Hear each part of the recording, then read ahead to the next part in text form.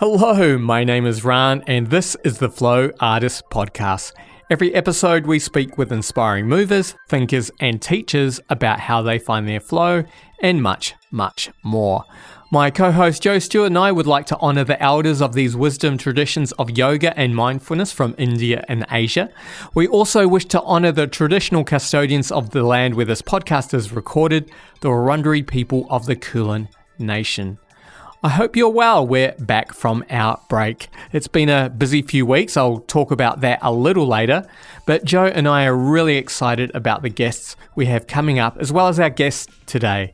This episode features a conversation between myself, co-host Joe Stewart, and Shawnee Thornton Hardy. Shawnee is a certified yoga therapist, educational behaviour consultant, and the author of Asanas for Autism and Special Needs.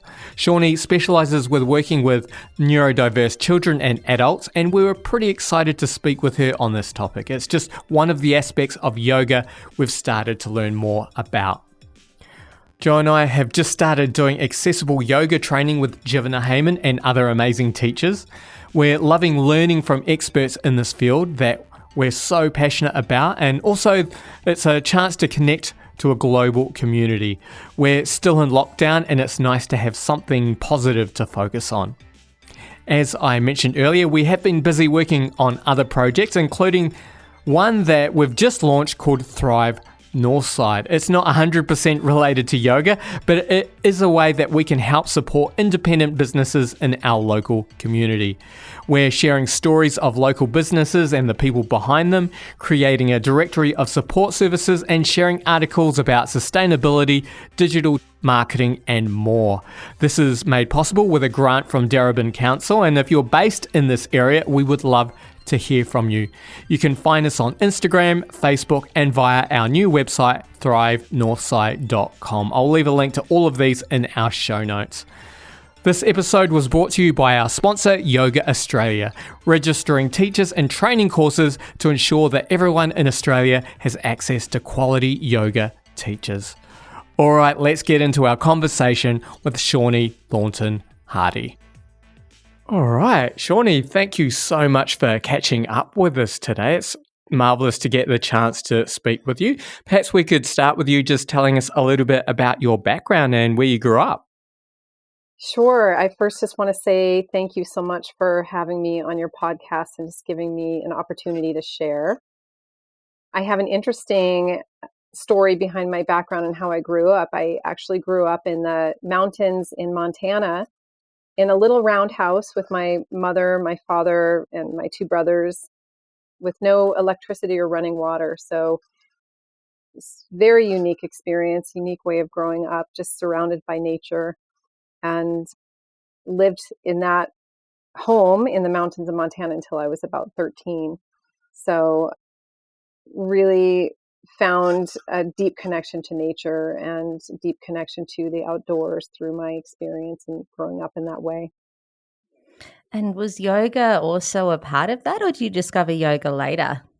I didn't discover yoga until later on, actually. I would say that I want to say, yes, yoga was a part of it because there's so many elements of yoga, and not just the physical asana of yoga. I think that deep connection to the world around us is also an essential part of yoga. But I actually didn't find the practice of yoga until later on in my career and later on into adulthood, when I was living in San Diego and was a mother, was going through a lot of difficult transitions in life, and had experienced a lot of illness and a lot of anxiety, and went through a lot of trauma as a child, and a lot of illness and disease manifested through, I think, those experiences that I had as a child. And so I actually was referred to yoga by a physical therapist for a back injury and for some intense back pain I was going through.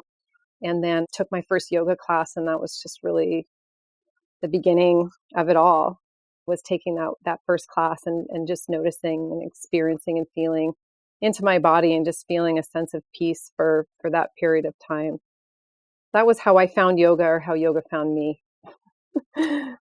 Wow. So it sounds like from that early childhood, it was like the beauty of connecting with nature and just being in that wonderful natural environment really that felt like something that you reconnected with when you began doing yoga in your later life, but also yoga was a tool to help you process like some of the hard times and some of the trauma. I'm wondering what drew you to working with neurodiverse children, because I can already feel a few themes that might be unfolding there as well. Yeah. Yeah. I think it's interesting because it's difficult to say that there's one thing that drew me to working with, neurodiverse children and adults. I think really my path and all of these merging paths kind of brought me onto this one path that I'm on now. But I think my experiences I had as a child and as a young teen, and some of the challenges and traumas that I went through, there was always this innate desire within me to work with children and to be a teacher in some capacity. I used to line up my porcelain dolls along the wall and teach them lessons, and remember loving to read stories to my younger brother, and just having this knowing that I would be a teacher from an early age. That was really never a question for me in terms of what I wanted to do in my life. But my path in working with children with diverse needs happened when I was living in Boston. I moved to Boston when I was 17 and was on my own pretty much when I was about 13 years old, but decided to leave my small town and move to Boston. And I had a job as a preschool assistant. And I always speak of this young boy. His name was Austin because he really was one of my first teachers, or even gurus, if you want to call him, because back then, that was decades ago. It was, more than 20 years ago that I was working as a preschool assistant. And there was very little understanding or education around autism. And there was a young boy named Austin in my program who just had some unique ways of interacting with the world around him. He struggled with social skills. He struggled with communication and struggled with self-regulation. And there was just a connection and a bond that we had with one another. And I really wanted to find ways to support him and to help him thrive. He had a single mom as a mother that I felt really drawn to and connected to as well. And he really truly is the person that brought me onto this path and gave me the passion and desire to want to learn more. Oh, it's such a beautiful story. And I guess what we should do now is just articulate what the term neurodiversity actually encompasses, because autism is just one aspect, right? Yes, it is one aspect. And really what neurodiversity is just really a variation in the human brain regarding sociability, regarding learning, attention, communication, sensory processing, and other mental functions. So really, it's just diverse brains. It's diverse ways in which our brains learn, diverse ways in which our brains navigate the world. And so, there are references to neurodiversity or neurodiverse brains or neurotypical brains. And really what I have found in my many years, and it's almost going on 3 decades of me having worked with children and adults with, neurodiverse brains, is that we all tend to be neurodiverse in the way that we take in the world. We all learn in different ways. And neurodiversity, really, it's about celebrating that our brains are different in the way that they learn, rather than thinking that they need to be fixed or that there's some type of cure that we need to find. That it's more about embracing our diversity and embracing the ways in which brains learn and navigate the world in different ways. And that just seems like what yoga is in terms of the body and in terms of the brain, just learning about ourselves, learning about how we all take in information and how we move through the world. Yeah, and that's, I think, why I became so passionate about weaving in my many years of experience and passion of working with children and adults of, diverse needs and abilities, And we integrating yoga, because I found in my own experience that was such a big part of my path, was learning so much about myself and learning so much about my own thinking and behavior patterns and my own nervous system and the way it responded to different triggers and stressors and the different ways that I learned. And yoga really was a window into that for me. And I really wanted to share that with the children that I was working with at the time, and thought that it would be a wonderful complementary tool really in many of the other approaches that I used as an educator and as a behavior specialist. And so, yeah, it's just a beautiful blend of integrating yoga with neurodiverse brains, because it's so much about just accepting ourselves, accepting our strengths, our differences, and realizing and recognizing that we are whole and perfect just the way that we are, rather than feeling that we fix ourselves or that we need to change. It's more about embracing that wholeness, I think. Such a beautiful message, and such a beautiful message to have shared with you at a really young age, when probably a lot of these kids are going to a lot of appointments and seeing a lot of specialists and doing a lot of tests and doing all of these things that make them feel more different, just to get that message that we're all really unique and we're all whole as we already are. I guess within that, though, you are sharing some practices and some teaching with these kids that can be really helpful to help them navigate the world and to help with self-regulation. Would you like to kind of go into a little bit more of what you share in your classes and how the kids find it helpful?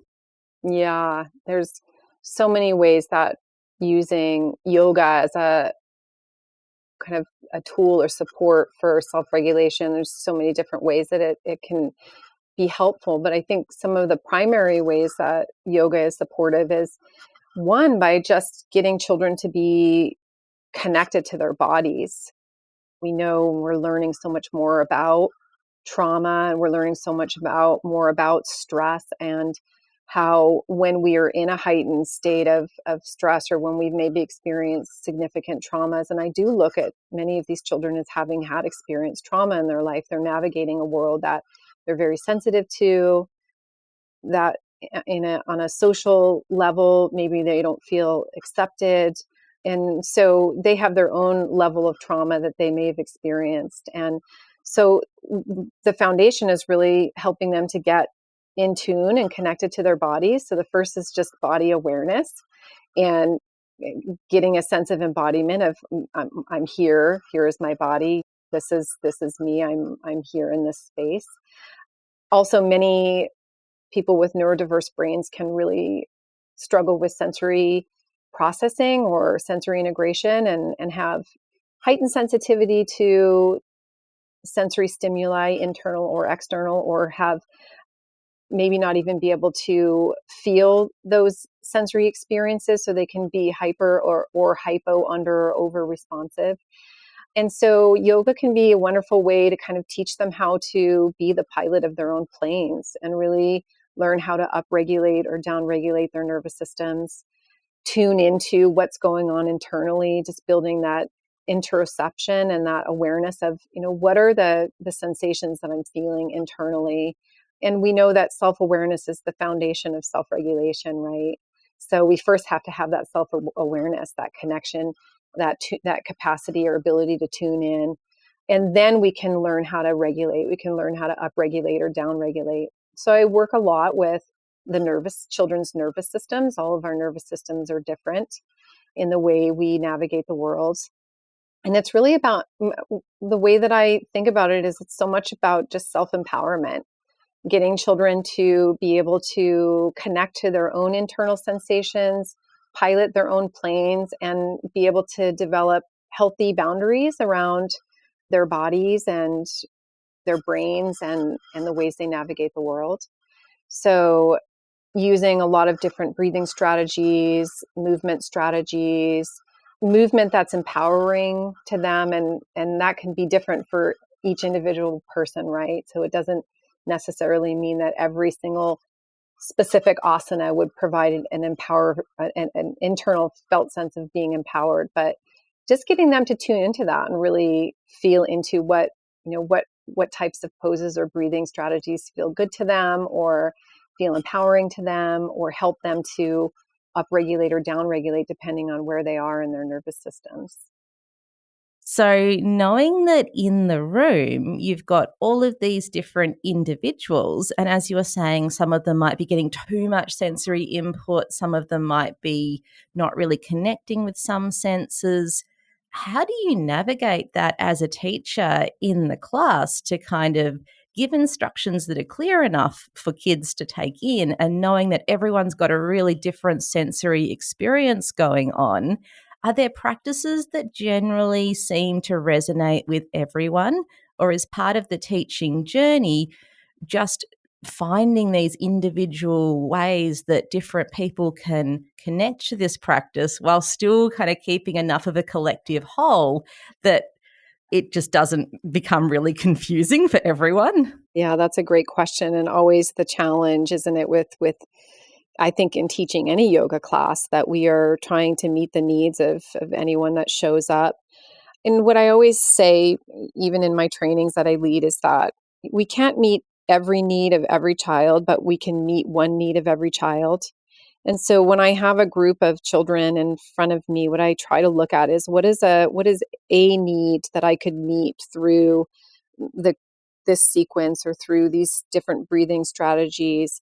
What is a way that I can support the whole group in the approach that I'm teaching, or in the sequences that I choose, or at the pace that I'm teaching? And so I'm always taking into consideration each individual that's showing up, and then trying to find a way that I can make it meaningful for the whole group. And sometimes it's really beneficial to do more one-to-one when you have children that might need a little more extra attention, or you may need to get to know them a little more to understand their needs. And so it's a combination, I think, of looking more on the individual level and then also the collective, because the socialization is such an important part of getting these kids in classes together. This is a big area that so many children with neurodiverse brains, it's really a struggle, and oftentimes they might miss out on more of those social opportunities. And so, as important as it is to look at the individual, the collective is just as important as well. Nice. And is cultivating self-love and acceptance also something that you might weave into your classes? Yeah, I would say that's actually the foundation of really every class. Is, again, just going back to the foundation of yoga, is this recognition and understanding that we are all whole, we're all perfect, and then also really helping children to see that they have a purpose in this world, that we are all here, we all have a purpose, and that their lives are meaningful, that they're meaningful, that they're important. And so many of the children I've worked with over the years, I tell them that they're my teachers. They teach me so much about my own self and about the world around me. And so a lot of it is really about helping children to tap into that self-empowerment, build up their self-esteem, their self-confidence, and really teach to their strengths. So many of these children throughout their lives, their weaknesses or their areas in which they're not like other people, their differences are so often pointed out, that it's just a lot about talking about how their differences are really wonderful and how they have a role to play in this world. And that's really the foundation of my teaching, and anything that I do is to help children to really, feel love for themselves and to see their purpose. Yeah. Oh, that's such a beautiful message. And it's so beautiful. And it just, everything that you're saying really comes back to like, oh, this is just the message. This is what yoga is for all of us. And I think that I saw you had a statement about, it was about neurodiversity and about how everything that you learn working with the population that you work with is absolutely applicable to the wider population, because we're all neurodiverse, and what you might see in your classes might be the volume turned up on some of those particular challenges and particular struggles, but it's also kind of part of being a human being and just tuning into what makes us different, what makes us unique, and how that can be a strength as well as a struggle in life. Yes. Yeah, I agree. And I think so often, I think for so many years, the focus has been to sort of put us in a, put people in a box and get us to sort of be these cookie cutter people. And I think we're realizing so much more that our differences are what make this world a beautiful place. And so many people with neurodiverse brains have contributed so much to our society and to the growth of our society. And I just think that, yeah, it's really embracing everyone's differences. When anyone comes into a yoga class, it's recognizing that we're all different and really trying to steer away from that idea that we need to look a certain way or we need to be a certain way. It's more about how can we experience this in our own bodies and find what really works for us and really tune into what serves us the most and what helps us to grow and what helps us to tap more deeply into who we are as human beings. Such a beautiful message. I guess though there are some challenges with working with this population. Like a friend of mine works in disability with neurodiverse kids, and she actually gets hit at work quite a bit, and that's a challenging part of her job. How do you navigate dealing with behavioral challenges and things like violence, which is probably a uncontrollable outburst at the time, like not something that child would do deliberately, but also is not acceptable in your class or in society in general? Like, how do you navigate that? How do you navigate that feeling of helping the child feel whole and complete while also being really firm on important boundaries with them and not escalating that situation? Mm-hmm. Yeah, well, I think a lot of it is about how you set up your classes in the first place. I'm a behavior specialist, so that's my foundation in my work that I've done over the years is really working with children with the most challenges in the school district here in San Diego, and aggressive behaviors and other really challenging behaviors. The first thing that I think is just about being proactive. If you are having classes, that you gather information in advance. If you're teaching, children with diverse needs, that it's really important in practicing ahimsa, which is non-harming for yourself and also the child that might be coming to your class and the other children, is that you gather information in advance and know whether or not that child is really prepared to be in a group class, or if it's better to just offer some individual sessions and develop a relationship with the child where they feel more of a sense of connection, a felt sense of safety with you, and they learn some poses and some breathing, and they build up a sense of self-confidence and self-esteem before you just place them into a group setting if that's something that is anxiety provoking for them or challenging for them. And so I think a lot of it is about really setting them up for success.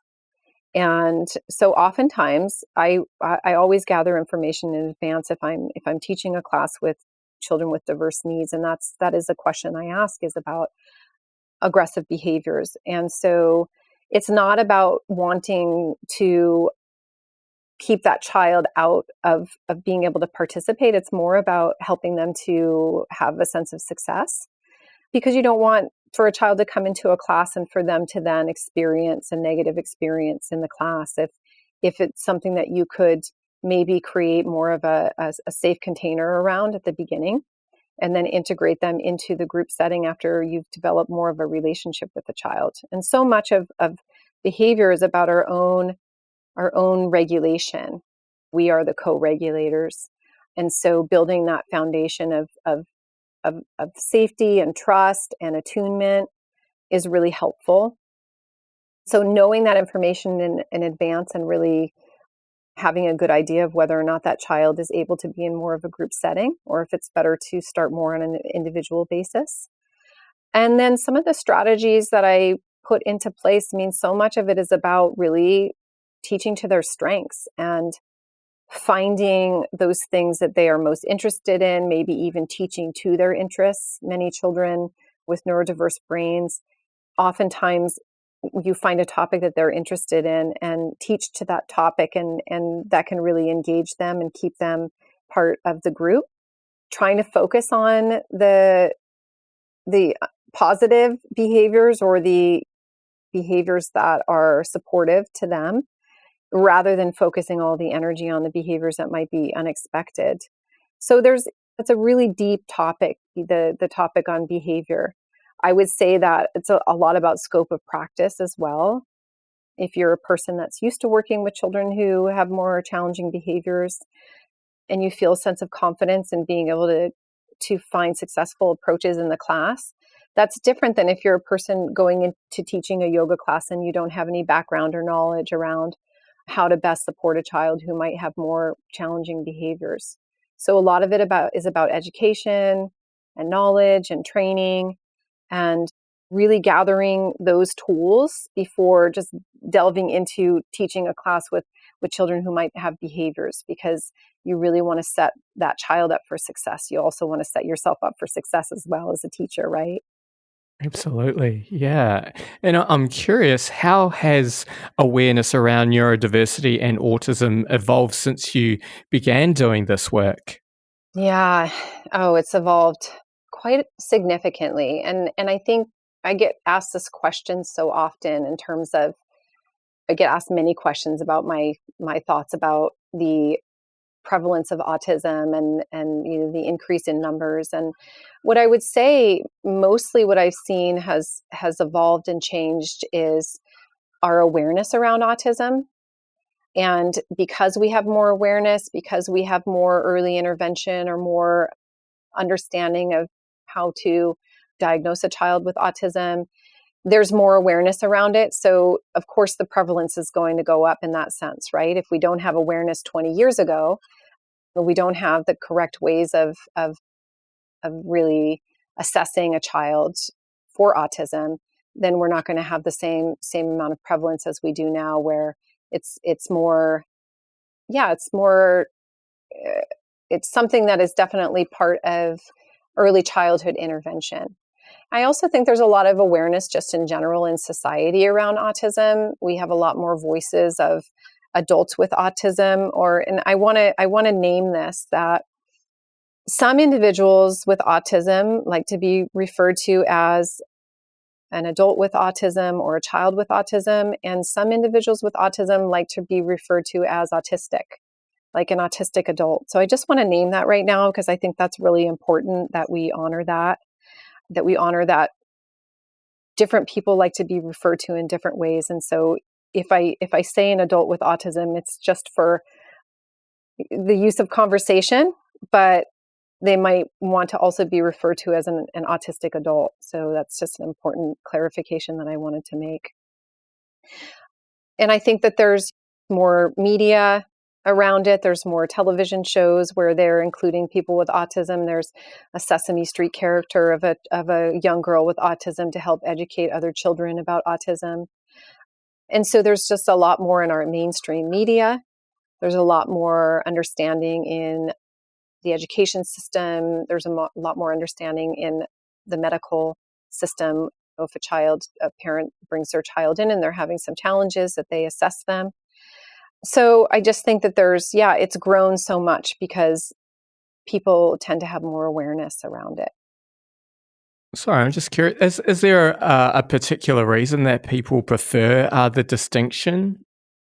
You mean in terms of people with autism? Yes. Yeah, and so I've had the fortunate opportunity of being able to develop relationships with adults with autism, and to really, I think that's so important, that to prevent ourselves from kind of moving into that direction of ableism, that we really honor how others want to be referred to in terms of their disability or their neurodiversity. And so many adults on the spectrum have communicated that autism is part of who they are. It's not something that they carry with them or that they don't have with them at all times. It's really part of their whole being, of who they are. And so it's important for them to be referred to as autistic rather than a person with autism. And, I think in the disability world community, people prefer different ways of being referred to in terms of a person with a disability or a disabled person. So I think it's a matter of preference, and it's important that we ask that and that we honor that, no matter what our history is or our background is. I think oftentimes as educators, we're taught to speak person first language, which would be a child with autism. But there are many people in the autistic community or the autism community that prefer to be referred to as autistic individual. Hello, Ran here, just talking about our Patreon page. Patreon is a way that you can help support the podcast for as little as $1 US a month. Higher tiers get access to extra special content as well as a listing on our website and a shout out on the podcast. We just had our episode with Mariko B. Ryan transcribed thanks to the support of our Patreon members. So if you'd like to help us with a small monthly donation, just go to patreon.com/flowartistpodcast and join the fun. If you'd like to support us in other ways, you can share this episode on social media, subscribe to us on Apple Podcasts or Spotify, or just reach out and let us know your thoughts on this or anything else. All right, let's get back to our conversation with Shawnee. I actually just watched a TV show, Love on the Spectrum, which was a really great example of that because, do you have thoughts? I love that show. Yeah, I watched it as well. And it's a great show, just showing the challenges of what people on the spectrum may face in terms of relationships and developing relationships with others. And so it was a good perspective, I think, into that. Absolutely. And I like seeing people's language around how they self-identify was something that I really noticed in that show as well. And it was just a great example of like what you've been talking about with neurodiversity, how these differences that we all have really shape us as a human being and shape our offering out into the world. And like they're our gifts, but they're also what might make our passage through life more challenging. And I think it's just so beautiful that you're connecting with people at a really young age and just giving them some more tools for self-understanding and self-regulation that they can draw from through their whole lives. And I think everyone I know who has really got into yoga kind of say things like, I wish I knew about this when I was a teenager, or I wish I knew about this when I was a kid. It's like a practice for your whole life. Absolutely. And I think that the earlier we get children connected to yoga and more in tune to their bodies and more connected to, like I was talking about, their interoception, the connection to their internal sensations, we can help children to have more self-agency, right? And, children are a community that really is not often given a lot of power, right? And often their boundaries are quite often crossed, and in particular, children who have disabilities or children who are neurodiverse. And so it's really important that we're teaching children these things early on. And I say the same thing. Had I known or had these practices when I was young, and there's a lot of research out there that is growing on the benefits of yoga and mindfulness for children and youth. There's not a tremendous amount of research for children with autism or neurodiverse brains, but there are a few studies out there. But there's growing research, and we know from our own experience how supportive it can be in our own lives. So if we can teach children these tools early on, imagine, I think, some of the challenges that they might be able to navigate with more ease. And it's just so much about helping children build resilience and capacity, because we know we can't keep children from suffering. We know suffering is a part of life. It's more about helping them to build that capacity and teaching them about their own innate internal resilience that they have within themselves. And I think these practices really support that. Absolutely. And do you find that yoga's generally respected and people are referred to you through the wider medical system and the education system as being a helpful intervention or a helpful support system, or is raising awareness of this also part of your mission? Well, I think it's a combination of both. I'm seeing that yoga is being embraced tremendously by professionals in the field who work with children. In fact, I am so blessed to get to connect with pediatric PTs and occupational therapists and speech therapists and mental health practitioners, nurses. I mean, I've had people from all backgrounds who work with children coming to my trainings with a desire to just have more complementary therapies, a desire to bring some different approaches to children to help them again. And I think the main focus behind it is building that resiliency, helping them to learn how to be more regulated.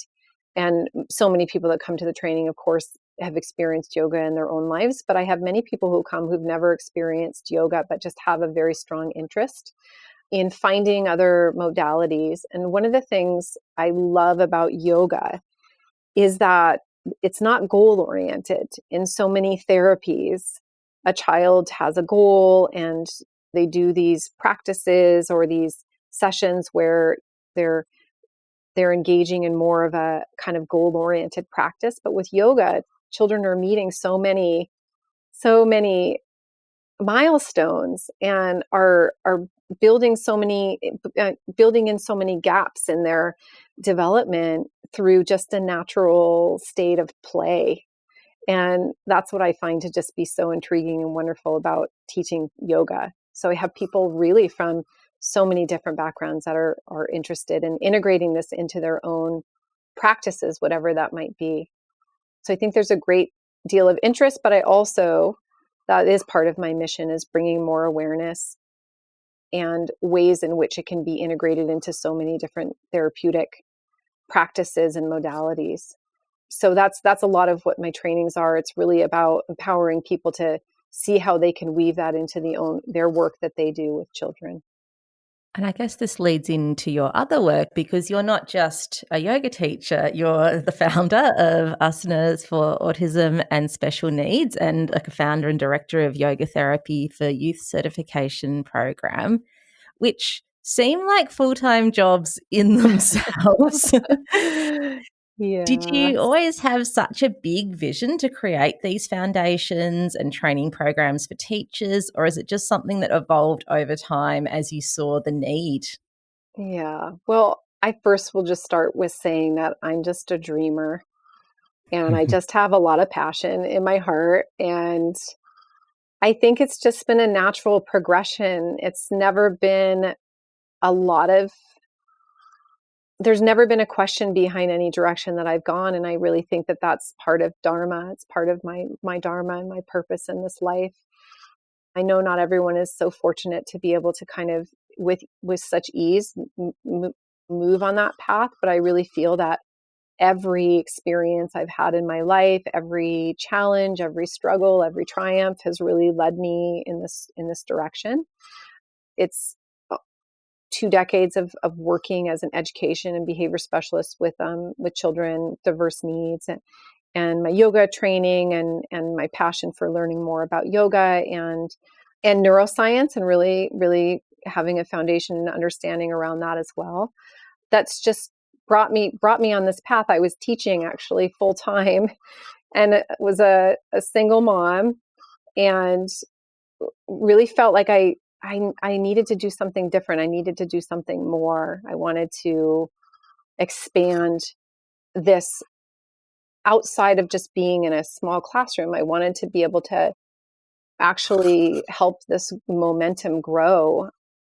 I actually wrote my book while I was teaching in my program because the strategies I was using were so successful. I did my thesis project on the effects of yoga on attention and on-task behavior for children with autism and ADHD. And so I was actually collecting data and just seeing the benefits and effect it had for the children. That was my motivation to write my book.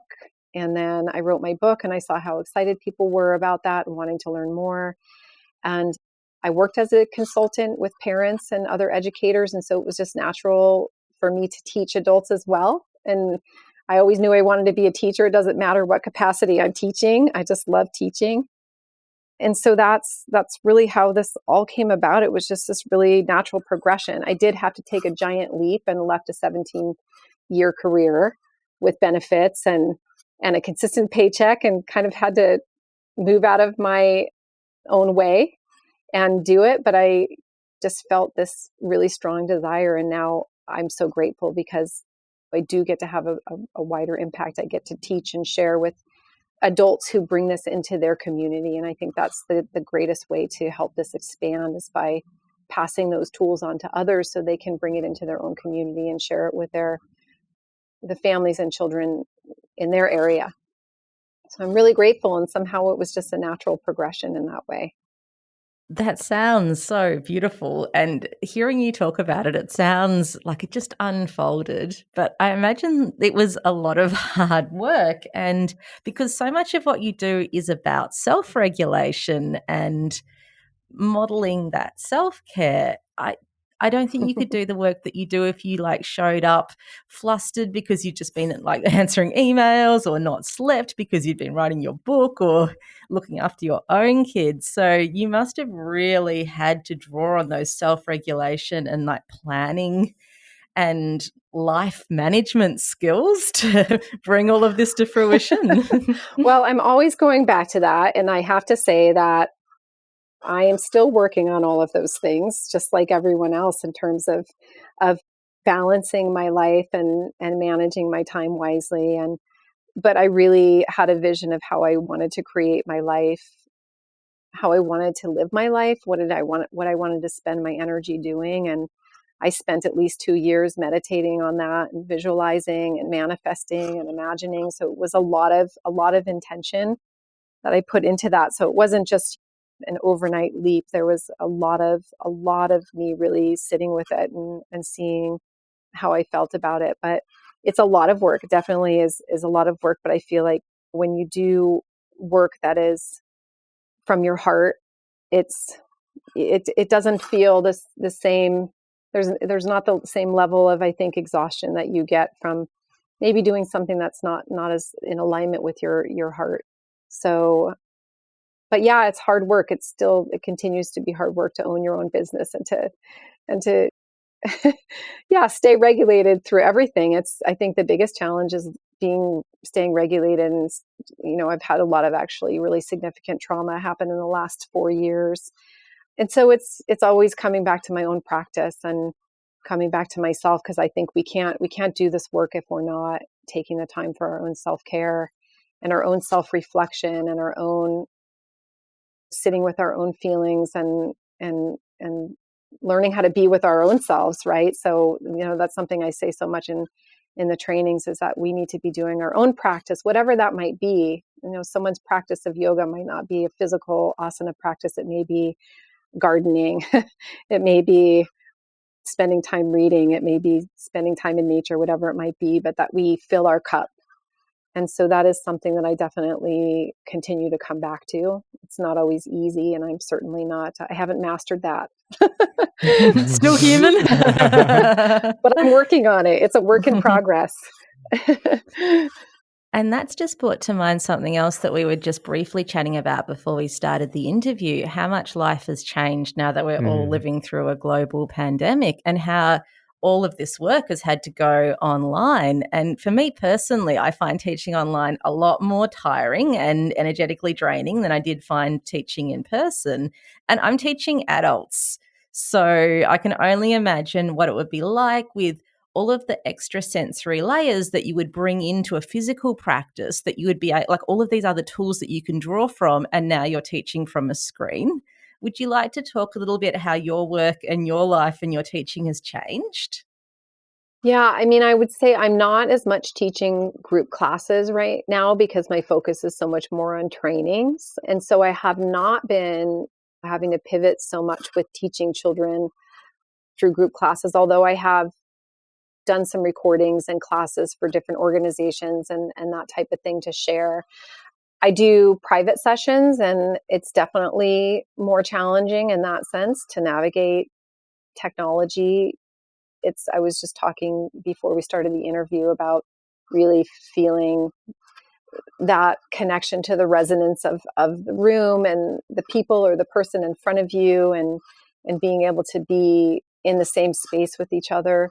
So it's a big adjustment, but I think that if we learn the right tools and supports in working with neurodiverse brains or children with diverse needs, if we use those same tools and supports, and whether it's via technology or in person, that is going to help us continue to navigate having more success in those sessions than if we just kind of try to go into a Zoom session without using. And I think what I'm referring to is using visuals, using props and supports that support their bodies, using whatever type of languaging or cueing they need in terms of what their communication level is. You're weaving all of those things into your online teaching, just like you would do in person. And that's really why I developed my toolkit that I created, is because it's a visual tool, and there are so many people with neurodiverse brains where they're very visual thinkers and visual learners. So as long as we apply those same tools and those same approaches to our online teaching, I don't think it's ever going to be the same. I think that's part of, what a lot of us have been experiencing is kind of working through our own emotions about things changing in that way. It can't ever be the same to be online versus in person. I think it's just a different experience and something that we have to embrace in that way. Now, with my online teaching in my trainings, it's definitely been something that I've had to adjust to. I have I call it the Zoom hangover. Mm-hmm. There's a different level of energy that comes from that. But I think once we surrender ourselves to the fact that this is kind of our new way right now of being, we can learn tools to have that same resonance and that same connection and attunement, just in a different way. And have there been any positives that have come out of moving a lot of your teaching online? I would say the biggest positive is just the accessibility. There are so many people around the world that are interested in learning these tools, and people who have thanked me and said, I've wanted to come to your training for so many years, or I've been watching this training, but it's costs a lot of money to travel, or you have to, if someone's going in person, you have to wait for them to come to wherever you are. So in terms of my trainings, I find the accessibility is just, it's huge. And then accessibility for children. There are a lot of children and families who are in very rural areas, or whose families are just overwhelmed by taking their child to another appointment or another meeting, or driving to another setting. So there's so many wonderful opportunities to embrace technology, in a sense, in being able to offer these resources to families and children who may otherwise not be able to access it. You have many children or adults with disabilities or who may have some autoimmune challenges, or children who have difficulty going into new settings, where you can teach from the comfort of their home and eliminate a lot of those barriers or challenges that they might face. Yeah, that is a great benefit. And we'll definitely link to your book and to your, is it CALMM or CALM? Yeah, calm toolkit. Yes. The meaning for that is, the C is center, the A is assess how I'm feeling, the L is let myself breathe, the M is move my body, and the other M is make positive choices. So it's just getting children to kind of connect to breathing and moving and tuning in, and then really knowing that can help them make positive choices for themselves around that. So that's the meaning behind that, in case you were curious. Oh, so beautiful. Yeah. So yes, I would love for if you share that resource. It's a great resource, and was created really out of the desire for parents and other professionals who work with children to have some tools to to just bring in some more approaches, a more complementary approach in helping children with self-regulation and body awareness and sensory integration, all those great things. And all those things that would just come up in every yoga class anyway, even if you aren't particularly seeking out to work with this population. Like, the thing that I've just noticed coming back again and again is, like, we're all neurodiverse. Like, these are all tools that we can learn and draw from and just enrich us as a teacher and as a human being, because we have more resources ourselves as well. Absolutely. I do believe that it's really our responsibility as a society. And, if we are yoga teachers, we take on a certain level of responsibility to make the people that come in our classes, help them to be seen, heard, loved, and valued. And that's my foundation of anytime I teach a class, whether it's children or adults, that everyone that shows up, they feel loved, heard, seen, and valued. So, I think it's our responsibility to learn these tools. You have people say, I don't work with children with special needs, but I'm interested in it. And I say, well, if you haven't yet, you will. And it's so important for you to have the knowledge and understanding of how to help them feel included. Right. So, yeah, I think as yoga teachers, that's our responsibility. And I think as a society, to provide the supports and accommodations to help people with neurodiverse brains thrive in this world. So I just mirroring back what you said, I think it's really important that we learn these tools. And so I'm really interested to hear about your creative process, both with writing your book and creating the toolkit. I know you're an educator as well, but I imagine as a yoga teacher, so much of what you do would be physical with your body and drawing on all of the different sensory inputs. Was it a bit of a challenge taking that back just to the written form, or was that something that kind of flowed so naturally since you're so immersed in this work?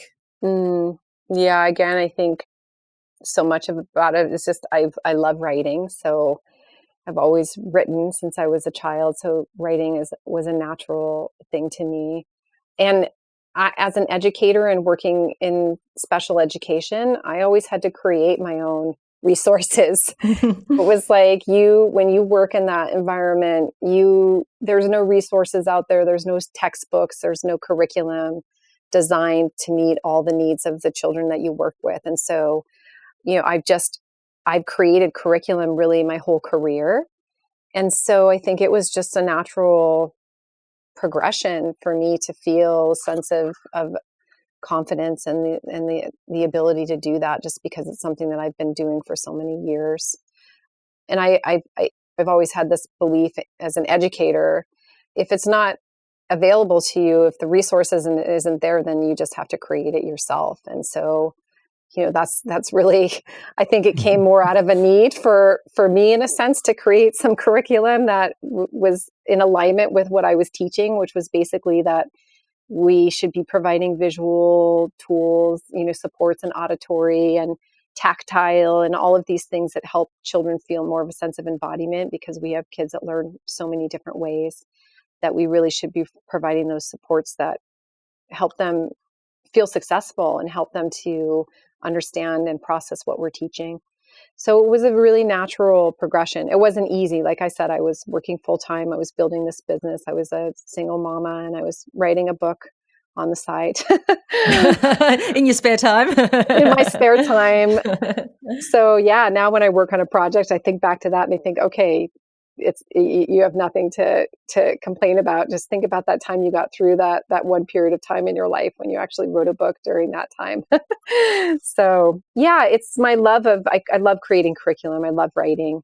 I love sharing knowledge, and I just love the connection that comes from that. So I think it was just a natural, again, just part of the journey. And I always had a dream of writing a book and being an author. So I wanted to make that dream come true, and it was on a topic that was really close to my heart. So it felt fairly natural to be able to write it, actually. It was more based on the experiences that I had with the children over the years. So it really came from a lot of experience in having applied those strategies in my own setting that I was working in. Beautiful. Well, I guess I've just got one more question, and we save it for the end of every episode. So just wondering if you could distill everything that you've learned and everything that you teach down to one core lesson. What do you think that one thing would be? Oh, gosh.